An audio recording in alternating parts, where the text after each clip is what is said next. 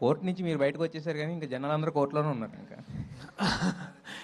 ఆ range impact అయితే create చేశారు. ఎస్, అది special film of my life. అదిగా ఇప్పుడు ఐ థింక్ 12వ తారీఖు ఈటీవీలో కూడా రాబోతుంది. సో మా నాన్న కాదు, మా ఇంటి పక్కన నేబర్స్ అందరూ సార్ మీ సినిమా అది యాడ్ వస్తుంది ఈటీవీలో అని అంటుంటే చాలా సంతోషంగా ఉంది.